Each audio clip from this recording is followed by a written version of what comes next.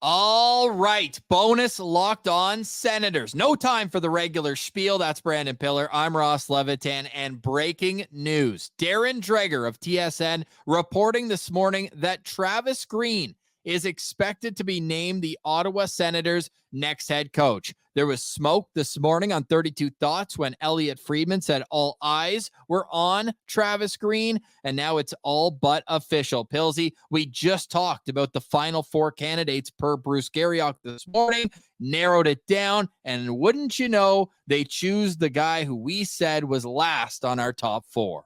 Well, Ross, some things they don't change. And the last time the Ottawa Senators had a head coaching hiring in the offseason, you'll remember, Ross, we had DJ Smith as our lowest ranked candidate, and he ended up getting the job. So, look, immediately, I think every Sens fan, myself included, is hit with a wave of disappointment, right? Because you're looking at all these candidates who have either more head coaching experience or a better record in NHL head coaching experience. I'm talking about the Craig Berubes, the Dean Evansons, the Todd McClellans.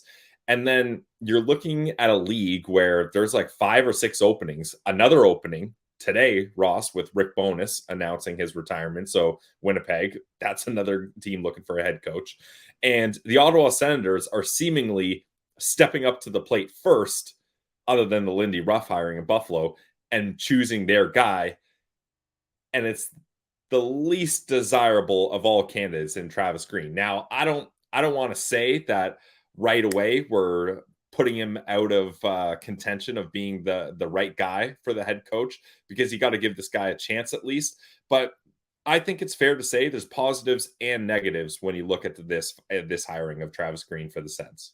And over the course of this podcast, we will discuss both, because right away, I'm not very excited about it. Let's get that right out there. You look at the other candidates, and also steady Stevie Stais preaching patience.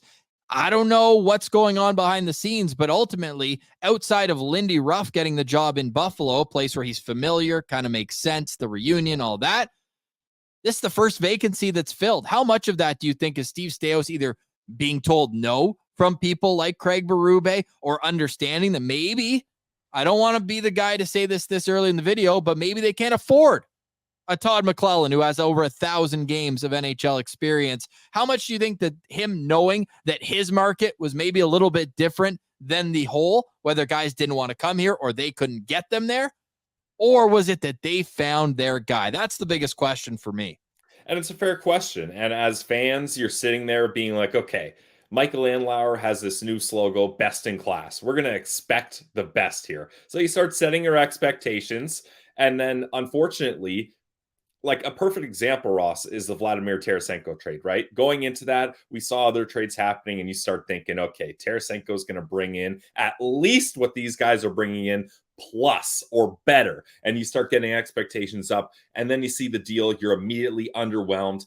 But then there's more than meets the eye that the fans aren't always privy to, right? There's leverage. There's things like, it's unfortunate, but as Ottawa Senators fans, we should know we don't always get nice things. And players, coaches have other priorities that other teams are able to meet better than the Ottawa Senators, whether it's geography, whether it's through finances, whether it's where the team's at right now. There's so many different factors where a head coach that has the resume and the experience and the cachet of a Craig Berube, of a Todd McClellan, they can look at Ottawa and be like, thanks for offering, guys, but I got better offers that could come along, or at least I'm going to wait and try to get a bidding war. And if you're the Senators, you're looking at bidding wars, and you're like, well, we probably can't hang with a lot of teams. And as far as geographical questions are raised, there's better spots. And as far as where teams are in their process right now, there's better options as well. So eventually you got to say what's realistic.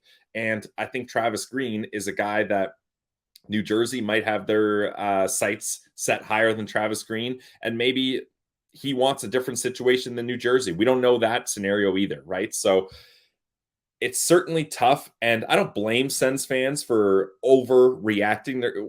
We're fans. We're allowed to overreact. But Ross, we've done some digging, we've done some research, and we're going to try to calm those fans down while not also just carrying water and being toxically positive about this either. Yeah, well, we have tweets from before the hiring that, look, don't overreact. Ah, it's going to be horrible. Don't overreact, right? It's just a matter of kind of finding the steady medium, because if Sens fans learned anything from last year, I know it was more so with the players than the coach, but both. What it looks like on paper doesn't always translate to what you see on the ice. If the Sens get 890 goaltending from both their guys next year, it ain't going to matter if Toe Blake or Scotty Bowman's behind the bench. They need to have saves. That's first things first. Goaltending is number one. We discussed that ad nauseum with our exit interviews. But you need the right coach who can come in here and get rid of the country club attitude. Enough with, training camp being about finding chemistry. No, you have to outwork opponents. You have to be strategic as well. You have to be able to get the X's and O's. The special teams need to improve from last year. And is Travis Green the guy to do that? I'm not going to tell you in definites, but we will discuss why he could and why he couldn't be. We've got our guy from the POSTCAST crew, Jack Richardson, standing by. We will get to him in just a moment, but let's look at the 355 games that were for Travis Green behind the bench. Afterwards, we'll break down kind of how he rose to prominence as a guy who was on an NHL bench in a head coaching role, albeit interim at the last game of this past season, but he's got 141 wins in 355 games. So if we're going based on points percentage, that's barely better than the 464 that DJ Smith had. We use this same graphic I'm using now when DJ Smith got fired, and I didn't have to change that 4 to a higher number. And that to me is a bit of an issue, but 473, that's what we're working with. You made the playoffs in 1 out of those 4 years. It was the COVID bubble, and they had that run. Thatcher Demko was a huge reason why they got elite goaltending. In the playoffs, he's got a 10-7 record in 17 games. Pilsy, there's no way to sugarcoat. These are underwhelming numbers. Yeah, but I think you have to look with context, right? And I think this is what makes Travis Green an interesting coach for the Senators, is he's been in similar situations before. Ross, you mentioned you could have the greatest head coach. If your goaltending sucks, you can't do anything. Where is he coming from? New Jersey. Probably the only other team that had comparatively bad goaltending as the Ottawa Senators. Now, Sens fans are probably immediately saying, well, Pilsy, look how bad his record is. That's not good. And that's fair. But at least he's in a situation where he had to face that adversity and he had to try to find ways to work around bad goaltending. And then you look at the New Jersey Devils too, similar team structure to the Ottawa Senators, lots of young talent that just hasn't quite broken out yet. And he's trying to make it work there. And then you look at the era of Vancouver Canucks he coached, kind of in the same area Ottawa is now, a fringe team that has talent but can't quite put it all together here. So at least this guy has been in similar situations before, and he's been able to learn from those situations and hopefully has been able to reflect on that and come up with new ways to get past where he was before. There's a long list of examples of coaches who do better in their second opportunity. They learn a lot. So I'm hopeful. And by watching the entirety of his 28-minute press conference at the end of the season, we're going to put the link. I put a thread on Twitter today at Sens Central, just explaining different clips that we found, mostly on YouTube, about Travis Green. And kind of, there's one that's mic'd up at training camp. There's his season ending presser. There's also the one where he took over from Lindy Ruff, and just his ability to learn and willingness to learn, I think, could mold him into a good coach. There's also the training camp, and this is a notoriously tough, demanding training camp that Travis Green runs. Everyone remembers the meme a couple of years ago of Oliver Ekman-Larsson just out, complete snow angel in the corner after the skating drills. Noah Juleson looked like he just got back from war in one of the photos. Like, these guys are going to be put through the ringer, and it'll be very different. A lot of people are comparing, and maybe it's because the records are similar, DJ Smith and Travis Hamonic. I got a text from someone who worked with Travis Green. That's as far as I'll say. They put LMFAO when I said people are calling him DJ Smith 2.0, saying that he could not be further than DJ Smith. That's what I'll leave segment 1 as. Travis Green, how'd he get here? Where is this ship going to steer? And what are some legitimate concerns? Because there are better coaches out there. I don't think I'm breaking any news with that. Yep. Would they come to Ottawa? That's something we already discussed. But what can the Travis Green do to get the best out of the Ottawa Senators? We'll have that conversation next, right here. Bonus Locked On Senators. Jack Richardson will be joining us next here. That's Brandon Piller. I'm Ross Levitan. You're listening to Locked On Senators, your team every day. Today's episode is brought to you by our friends over at eBay Motors. Passion, drive, and patience. That's what brings home the winning trophy. Hopefully, Travis Green can instill some passion, drive, and patience into this team, because that's also what keeps your ride or die alive. eBay Motors has everything you need to maintain your vehicle and level it up to peak performance. They got superchargers, roof racks, exhaust kits, LED headlights, and so much more. So whether you like speed, power, or style, eBay Motors has got you covered. With over 122 million parts for your number one ride or die, you'll always find exactly what you're looking for. And with eBay's guaranteed fit, your part is guaranteed to fit your ride every time, or you get your money back. It's that simple. Because with eBay Motors, you're burning rubber, not burning cash. With all the parts you need, but at the prices you want, it's easy to turn your car into the MVP and bring home that W. Keep your ride or die alive at ebaymotors.com. Eligible items only, exclusions apply. eBay guaranteed fit only available to U.S. customers. Check it out today, guys. eBay Motors. Today's episode is also brought to you by Monopoly Go. I know Jack Richardson loves Monopoly Go. I do too, because I got my competitive side. And in Monopoly Go, I can team up with friends for timed tournaments where we work together to build up each other's boards. The more you win together, the more awesome prizes that can be unlocked. There's just so much to get, from unique stickers that you can trade with friends to complete albums for big prizes, cool new playing pieces to travel the boards with, hilarious emojis for taunting friends if they hire the wrong coach, or when you smash their buildings for heist their vaults. Plus, Monopoly Go feels new and exciting every day with constantly changing tournaments and challenges. A ton include their own unique mini games like digging for treasures or a robot pachinko machine. And there's always new timed events that can help you win big, like massive multipliers for everything you win or rent, frenzies. There's always something fun to discover in Monopoly Go. So get off the bench and go download it now, free on Google Play or the App Store. Game on with Monopoly Go.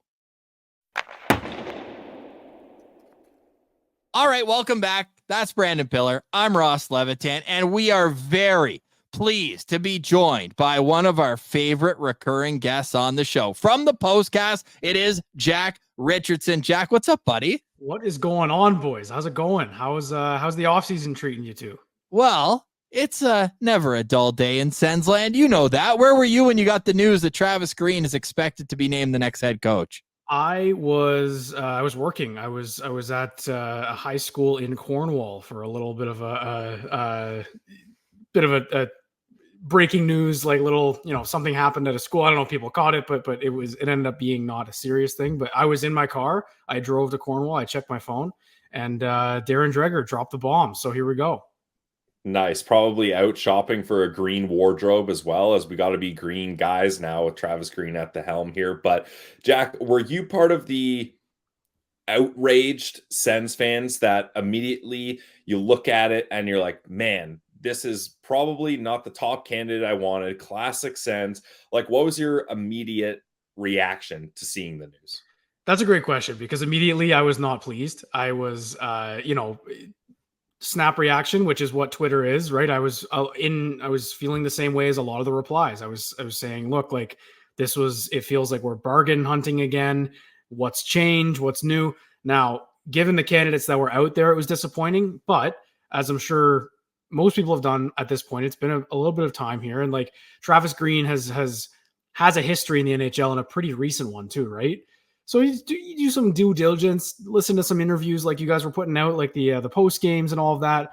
You can get laughed at by the fans, by the Devils fans who were happy to get rid of him. But immediately I wasn't happy, but I think I'm warming up to it a little bit more than I expected to, and more quickly than I thought. Now, I'm not here to drink the Kool-Aid. I don't want to, I did that with DJ Smith for, I think, way too long, and with Pierre Dorion for too long. So coming into this, I'm a little bit, I don't know if this is the right way to use it, but when you say you're a bit more green this time, a little pun there for Travis Green. But yeah, this was the tweet that I put out after just this was actually right after, kind of maybe like an hour after. He runs a hard training camp. That was what I remembered about Travis Green. I don't pay too much attention to the Vancouver Canucks, but those bag skates, and then you guys had put up those pictures of like the vomit on the ice. So this is where I landed on it. Is this not exactly what the Ottawa Senators need? What has been the number one issue with this core, with this team in the last 4 seasons? It's been piss poor starts. And when does the season start? It's in training camp. So I can't think of a better example of addressing that. Now I know there's pedigree and we can get into all that, but like at its core, like if you run a hard training camp, that's what this team needs. That was on my, not wish list for a coach, but it's give these guys a hard camp. Give this country club atmosphere, which we've heard DJ Smith ran. I don't know how true that is, but get that out of here and let's put the work boots on September 10th or whenever it is and start the season earlier and on time, like they haven't been before. I'm looking up all of his November records right now because I need a coach that gets us through November unscathed. That's my number one, must-have job requirement. Shout out to Indeed that they need is a strong start next season. There's no excuses, and that extends to the management now. They've hitched their wagon, much like Pierre Dorion did. I know he also hired Guy Boucher, but really, with the angst among the fans for missing 7 years of playoffs, there's no dip your toe. This is go time for Travis Green. And the expectation from Bruce Garriock is that there's going to be a press conference on Wednesday. Got to respect the draft lottery. Got to respect the draft lottery, which is why we haven't heard an official announcement, allegedly, is that they need.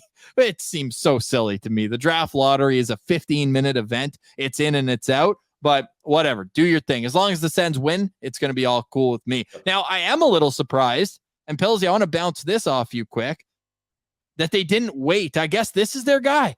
Because if all of a sudden you win first overall, 6.5% chance, a few more people might be interested in taking that job. Are you a little surprised by the timing of this news coming out?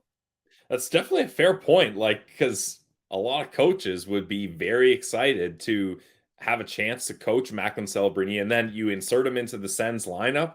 Hopefully that could solve some offensive problems. So I guess, Ross, you got to hope that they were just that sold on Travis Green that the implications of the draft lottery weren't relevant. Jack, what's the number one thing outside of a strong training camp from Travis Green? Is there something systemically that you want to see from him or usage from certain players? I know that previous to Jacques Martin coming in, it was like, holy, can we stop running Thomas Chabot 28 minutes out there? Like, is there something in terms of whether it's a specific player or a system in general that you want to see from him right away? I don't know about system wise, because I think that word just might be a bit overused by fans. Because let's be honest here, guys, we have absolutely no idea what any team's system is. You can see it sometimes, but it's about how you relay the message of your system to your team. Like for all we know, DJ Smith could be a tactical genius. He just couldn't communicate it to his players well enough. So harsh example, but you know what I mean? Like, so what I want to see from Travis Green is I want to see him just assert himself right away. The interesting thing about this move is it's not Martin coming in as an interim where the players know that he's not going to be there next year, so it doesn't matter, right? There's no headline with Alfie coming in. Like, this is going to be a fresh start with a guy who from my knowledge has not coached any of these players before, or likely before they make any moves this summer. Zach McEwen, baby. Or maybe That's Hamonic true. That's as right. well. Hamonic and McEwen. That's so who he's. I made some prep notes just to of things I knew bullet points. And one of them was that Hamonic was a very prominent figure on Travis Green Canucks teams. And I was going to use that as a benefit to Green for his record. But then I'm thinking, why was he deploying Travis Hamonic in his top four?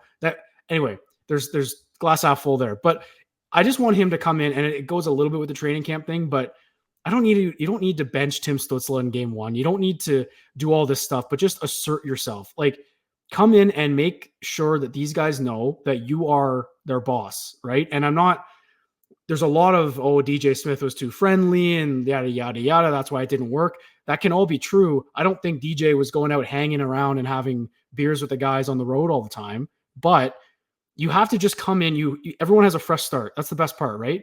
Come in and make it open season in training camp, which again goes back to that. But that's how you get guys to compete. That's how you get a Stutzla to raise his game. That's how you get Tkachuk to raise his game to another level, right? So that's all I'm looking for. Like, just come in and set the tone as a coach. I think that goes a long way for players, and that's it's not going to be something that we get to see, like I said. But I think it's just internally, which I'm imagining they talked about in their interview with Steos. I think it was one of you guys who said that he must have had a great interview. With Martian. Yeah, with Martian said that. So I mean, it's probably true, but that as well, like, that's another angle of it, like the management side. I think you mentioned it, how much pressure they're on now because they've hitched their wagon to this guy. You just, as a fan, you have to trust that they are making the right choice. And until the results happen, you can't really say that it's not the right call. Like, there's other candidates and stuff like that, but to me, the biggest thing is if they brought in Craig Berube, if they brought in Rod Brindamore, for all I care, nothing would have changed. Like, come training camp, let's put the work boots on and win some hockey games. Doesn't matter what you've done before, what you could do, or what you haven't. Like, so that's where I stand on it. I just don't know if there's a concrete thing I want to see in terms of deployment. I really do think that overall, like, ice time was not bad last season. I feel like the right guys played. There was a few benchings here and there. Maybe Josh Norris got sat, I think, a couple times, and then he elevated his game again. Like, things like that I'd like to see. But in terms of tactics, like, I can't think of anything off the top of my head. Maybe establish a number one power play unit, because you mentioned special teams. The mixing and matching, having two strong units, that doesn't work. Get one unit and just ride them. The team should be good enough overall to make up for that at even strength, if not all the guys are playing on the power play. Yeah, I think I'm going to be looking at the assistants that are being brought in for the special team aspects. I want them to find either or a power play and or penalty killing specialist to add to this bench through assistance. But what I like with Travis Green, Ross, you posted the mic'd up practice that he held. And this guy keeps the pace going. Like, he's not like, okay, do a drill. Okay, chill, get some water. Okay, set up. Like, he's barking at guys like, get in the mix, get going. That's your guy. You need to spin twice around that circle. Stop there, stop harder, faster. And like, especially going from a team where Jacques Martin, the interim head coach, is not on the ice at practice. I'm sure Alfie, Ben Sexton, Jack Capuano did a great job of practice. I'm not doubting them. But to have your head coach in his early 50s, a guy that played almost 1,000 games in the NHL, like, this guy knows what it takes to run a tight practice. He's going to be hustling out there, showing them what he wants, not just telling them. I think the way practice is going to be run is really going to change things. And I think you're going to see some of the young players respect that, because I feel like these players know they have more to give. They just need to have someone tap that energy out of them. And I think Travis Green, as a former player, is going to know which buttons to push with which guys and the times to do it and the times not to do it. Or at least I'm hoping he's going to have a good sense of that. If you take in his 56 career NHL playoff games as a player too, over 1,000 games in the National Hockey League, we'll try to forgive him for that 2002 series against the Ottawa Senators, where he had 5 points in 7 games, a game-winning goal in there, and actually a hit that Chris Neal, or not Chris Neal, who laid the hit? I think JR actually just tweeted it out, but it caused that fight between Tucker and Neal on the ice. Where Tucker went in the bench, Tucker went in the bench and just tried to grab anybody, and then said Neal spat on him, which wasn't true. It was just pure chaos. He was on the Battle of Ontario, and I know that was what people initially, they're like, this guy. But hey, if you hated him that much, you probably thought he was in all 3 Battles of Ontario. No, just one. He made that much of an impact in a 7-game series. And look, I'm not saying that he was the greatest player or that even matters as a head coach, but this guy, he's a hockey guy through and through. We're not getting a guy who's, an experiment in this. He knows he's a head coach. His first year in the American Hockey League as well. Was it his first or his second, Pills? It might have been his second there. He got his team. He got his team to the Calder Cup final. Now they lost that one, but I was looking up at the roster and not great. Now, a lot of Canucks fans, Jack pointed out, a lot of Canucks fans laughing about this. That's fine. New Jersey fans happy they went in a different direction. a lot of New Jersey fans probably just upset with how the season went as a whole, right? This is a team that went to the second round last year, beat the Rangers, then regressed to the point where they had to fire their coach. And not that they treated that coach well in the beginning, those fire rough chants at the start of the season where they did well. But look at like the way that Travis Green came into Vancouver. I'm even seeing Canucks fans admit it. Like, they were a team that should have gone into a rebuild when the Sedins retired, but they tried to do the old, no, we want playoff revenue. We want this team to continue to stagger along here. They just weren't in a position. Like, if you look up and down their rosters, there was a year where I think Antoine Roussel, fourth line pest, he was like fourth on their team in scoring. Like, these rosters were not as good as what we saw in Ottawa. I'm completely, and tell me if I'm crazy on this one, boys, I don't give a 10 cents worth of into what he did in 21 games with the New Jersey Devils last year. A team that was out of the race, couldn't get a save, changed both their goaltenders at the deadline, like, could not care less. And Travis Green came right before the trade deadline. Like, there were pieces in and out. Do you guys put anything into those games? Because people are pointing out like, oh, New Jersey's numbers got worse after. Well, they traded Tyler Toffoli for one. There's probably others that I'm off the top of my head. They were sellers at the deadline, and he took them around the last turn. Like, I don't know. I don't. Jack, do you? I don't read anything into it. No. I think people are nuts if they do. Like, if Jacques Martin got hired somewhere else, would you laugh at the team that hired him because he had a bad record as the Sens coach, as interim head coach? I wouldn't. I don't think so. But like, interim coach, when that tag is put on someone, the players know. Like, they know there's a very strong chance they're usually not brought back. That was a weird firing too. Really rare to have that 70 games into or 60 games into a season that you've probably that was a panic move by Fitzgerald. So.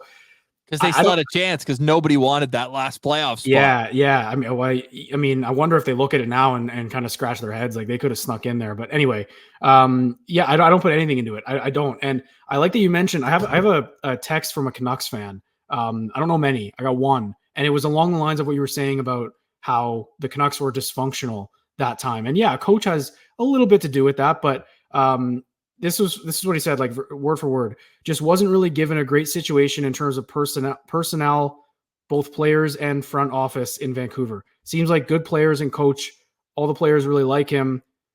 Not the best English for my friend there, but culture was also super bad at the time with Benning and Aquilini having a power struggle. So it's kind of like Aquilini's one of the, grabs the headlines in terms of ownership, and Jim Benning had some battle. Like, Vancouver completely overhauled their roster and management team, like everything. They did to Travis Green what the Sens did to DJ Smith at the beginning of this season.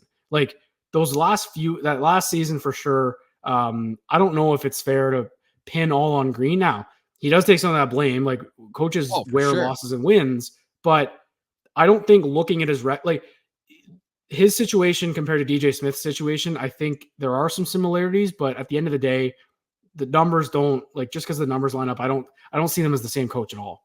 And I'm looking back at those numbers of those Vancouver teams, and he had goaltending that saved their team. Now, I don't know if that's good or bad. Obviously, you look at the Sens goaltending this year, a lot was on them, but some was systemically not being able to protect their crease and push guys out of the way. They were allowing too much. So I give some credit to the coaching when a goalie has a great save percentage. And in all 4 years, at least one goalie had a .915 save percentage, whether it was Jacob Markstrom, whether it was Anders Nielsen. Shout out to a guy who was retired too soon. He was a great goalie, and Thatcher Demko. So he got great goaltending. There just wasn't a whole lot of firepower up front. And I want to bring something up about his time with New Jersey, and then I want to get back to Vancouver because, Jack, I know you got to listen to Farhan Lalji on TSN 1200. I haven't listened to that yet. I'm going to this evening, but I want your take on that. Now, with New Jersey, interesting to note, and he brought this up, but he said no excuses at all, but a part of it, and sure, you're losing in the game anyways, his first few games as coach with the New Jersey Devils, 5-3 loss to the Panthers, empty net goal. They beat the Blues. 4-2 loss to Carolina, empty net goal. So see the trend? 1 goal loss plus an empty net. Then they go to New York, play the Rangers, 3-1 loss with an empty net. Then they go to Vegas, 3-1 loss with an empty net. There were a lot of losses in that term. They were that close. And I know that close doesn't cut it, But to say that, again, it goes back to saying this means nothing to Devils, where it's like, yeah, look, 8 wins in 21 games. Well, you got to dig into it a little bit deeper than that. But back to Vancouver. I digress. Farhan Lalji, what did he have to say on 1200? And why is it? Because I'm seeing our guy Don in Barhaven. He says, I listened to that interview and I'm starting to come around. What can you tell us about that? Yeah, look, it was brief, but Farhan Lalji, for those who don't know, he covers the Vancouver Canucks, or he did at least at the time. He's a beauty. He's dialed in. So I mean, he was on and they congratulated him. He's in the Canadian Broadcasting Hall of Fame, I think now, like with the CFL and everything like that. So it was a great interview, but it was brief what he mentioned about Travis Green. And he just said that when he came into Vancouver, the players, and when he says players, he never mentioned any names, but he's talking, Pedersen, Quinn Hughes, even JT Miller to an extent, their young core, which at the time, they're a bit older than the Sens are right now. So a bit younger or same-ish timeline. But he said that Canucks core was not ready to be coached. And he said that if the Sens are ready to be coached, it could work. And that was the quote, it might be or whatever. And everyone, you get the replies saying might be, like whatever. But this is why I think we got to digress a little bit to Staios and just, like you say, steady Steve Staios. It's one of those things we're never going to know how the interviews went. We don't know if Craig Berube was even considered. We don't know if Todd McClellan was, the reports are there, but we don't know what happened at these tables, what the discussions were, who wanted to come here, who didn't want to come here, who was being cagey. The thing is, if Travis Green laid out his plan to Staios for what he sees this roster as, and the Sens took the trade deadline, they took all season to get a sense of where their team was at. That was the whole process. The deadline was about checking in on teams. What do you think of our players? What do you think of this? You got to assume that the interviews were the same kind of thing with Berube. Hey, what do you think of this? Maybe McClellan and Berube saw Brady Tkachuk differently, wanted to use him differently.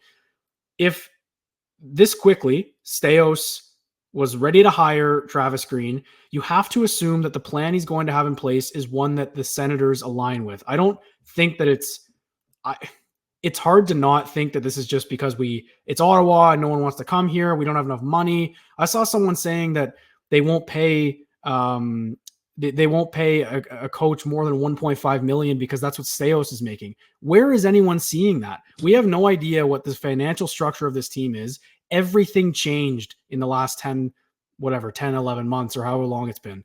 Like, I think that my long-winded point here is the Sens players should be ready to be coached. And whoever came in, if it was those top guys, if it was Dean Evison, whoever's in here, it's now on the players. It is on this core to start winning hockey games.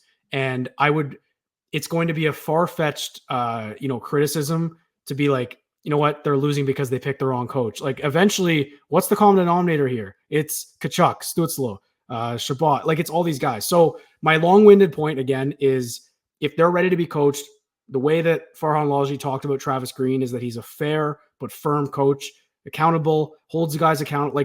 But he's not a hard ass, for lack of a better term. Like, he's not going to ostracize guys for not giving it. Like, he just wants an effort. And if you're Steve Staios, that's kind of what this team is built on. That's what Brady Tkachuk is the captain. That's what he sells. And he sells this hard work mentality. So I don't know that without that kind of knowledge, it's hard when you don't know what they're talking about. And until he has his press conference on Wednesday, it'll be difficult to kind of break down what he's actually thinking about the team until he gets questioned by the Sens media. But from what I heard from that Farhan Lalji interview is that the Canucks were just not ready to be coached. They were immature. He didn't mince words. He just said they weren't ready to be a top team.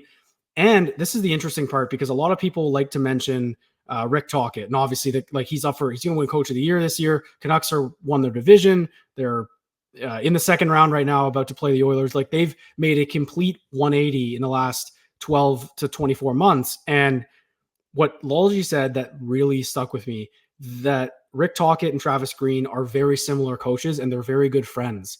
And I think I remember seeing something like that when Tocchet was hired originally, but they coached the same way. So it's just the sense that Tocchet, I believe Farhan kind of alluded to it, that Tocchet has said that this team, he hasn't changed much from what was here already. They're just more ready. They're buying in. So that's why I'm excited. Like, I think if the Sens are truly committed to like turning this around. Like Shabbat said, we gotta have a big summer. We gotta do this XYZ. This could be a good hire. I can see this working. I love that, Jack. My final thoughts, and people who are down bad, negative about this, I understand it. It's not the big, sexy hire. I very much understand. And people are saying like, oh, so they're just going to also be bad, but hate their coach instead of like them. And to that, I say, if they're in last place, I want them to hate everything. I don't want them to be comfortable. Like, I think it was one of the media members that told us off the record. So I guess I'll just not even try to think of what their name is, but that Pierre Dorion came up to the media during the practice and was like, have you ever seen like a team that's not good in the standings, like be this happy or like be this like okay with it and like as a good thing? But it's like, no, if they're not good, they shouldn't be happy. So I feel like, and that goes down to accountability. So that's the word that I hope Travis Green really hammers home during this press conference: accountability, to work and to be there for one another in the defensive zone. The only thing that changed between, well, Bruce Boudreau was also an in between of Travis Green and Rick Tocchet. We talked about it on Monday before we even knew this was a possibility, Pilsy. They added size and toughness and size and size and size on the back end. So is that next for the Senators? Maybe. We'll have plenty of time to discuss that. Pilsy, your final thoughts on the news that Travis Green is going to be behind the Sens bench. Yeah, final thoughts for me is this is a mixed bag, right? Like to look at both sides of things. Sens fans wanted a coach with NHL experience. All right, Travis Green has NHL coaching experience. Now they wanted a guy with a better record and playoff experience, which doesn't favor Travis Green. So there's good and bad there. But the positives that I'll take from this, and I'll try to leave on a positive note, is Travis Green seems like an excellent communicator. Ross, I watched a lot of those end of season pressers that you tweeted out. Very clear communicator. I'm going to put the link in the bio in the description of the video if you want to go watch. And you know he's a good communicator when the media even applauds him. Like one of the Devils reporters was applauding how well he was able to interpret their questions and give them details back. So that's a good sign. Conditioning is going to be huge here for a young team that used to have a reputation for working hard and grinding out more talented teams. They're going to get back to that, in my opinion. We're going to see a full 60 minutes, I hope. And then the fact that he's also a player, or was a player, with a lot of good NHL experience, I think is going to help him be able to relate to more of the guys and have a different approach to how he's going to coach this team. So overall, I think we can be cautiously optimistic about this. Can we be disappointed as Sens fans that there were probably better options available? Definitely. I think that's fair. And it would be too positive to say otherwise. But I'm not about to count this guy out, and I'm not about to put him on a pedestal either. There's things I like about the hiring. There's things I don't like about him. Honestly, I'm going to pretty much try to reserve as much judgment as I can until we get to December. That's a big enough sample size. That's where we're gonna see this team try to get over the curse of November, and then we can really see, all right, is this trending in the right direction or not? All right, plenty more to discuss, especially on Wednesday when we are expected to hear from Travis Green. Jack, final question for you. I got your final thoughts. Final question: where do the Sens draft after the lottery tomorrow night? Oh, man, I went through Bob McKenzie's ranking today, looking for a defenseman, looking for anyone. They're probably just going to stay at 7. I don't have any hope. I don't know, man. Like, it'd be great. It would be great. Celebrini would be pretty cool. Even second overall. I'm not picky. I'll take second overall. But the lottery luck, Pilsy, we talked about it when I jumped on the postcast. They haven't had lottery luck. They're due. They are very due. And look at the teams around them. Just judging off of it, I don't know. Got you right here. Montreal's had tons of lottery luck. Arizona is always in it. Or Utah. If Utah gets the first pick, there will be questions. There will be so many questions. Honestly, I would just as a hockey fan, I think San Jose deserves it. It sucks. Hometown kid. So bad.